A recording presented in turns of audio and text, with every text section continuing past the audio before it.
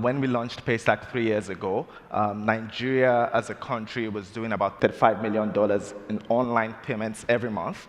Last month, Paystack alone did $100 million just in the month. This is Shola Akinlade, the CEO and co-founder of Paystack, at a Stripe conference in 2019. Just 2 years after their launch, Paystack was processing over $100 million in a single month.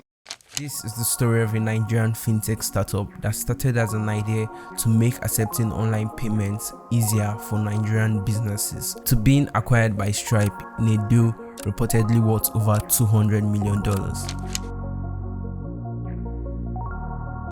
This was in 2002. The co-founders, Shola Akinlade and Ezra Olubi, met at a software exhibition in their first year of university, and they became friends ever since then. After graduating with BScs in computer science from Babcock University, they went on to do other things. While Shola was consulting for a bank, he realized that there was a way to charge a card from his system directly without redirecting to InterSwitch or any payment gateways. Knowing Ezra's background and interest in online payments, he contacted him to join him in building the company that would later be known as Paystack. This is now 2015. Paystack was founded. The first thing Shola and Ezra did was to apply for Y Combinator. Y Combinator is a tech startup accelerator where companies like Stripe, Airbnb, Reddit, Dropbox, and so much more were incubated. So getting into YC was like really massive for them. This wasn't after they were rejected the first time they applied, but they got in the second time, and this made Paystack the first Nigerian company to be accepted into Y Combinator. After being accepted into YC and received funding of $120,000, Paystack was launched in 2016. Later that year, after YC, they got a list of investors that were interested in them.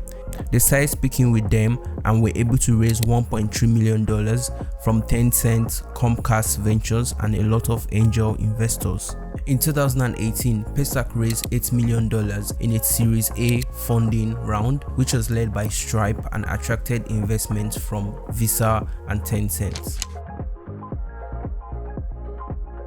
Working in the finance space meant they needed to interact with banks a lot, and the banks just saw them as two boys who didn't know what they were doing. But as Paystack began to grow and get a large customer base, the banks saw that people preferred using Paystack services over theirs, and it didn't take long before they had a foothold in the country for online payments. In October 2018, Paystack expanded its services to Ghana, and later in July 2020 to South Africa.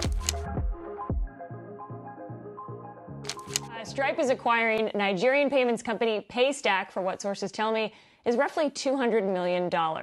I spoke to Stripe CEO Patrick Collison about the deal just now. He was bullish on Africa, pointing to massive growth in internet and smartphone users. In October 2020, they were acquired by US payment giant Stripe for over $200 million, making it the biggest acquisition in Nigeria. According to Stripe, this acquisition will give Paystack resources to develop new products, support more businesses in the African payments market.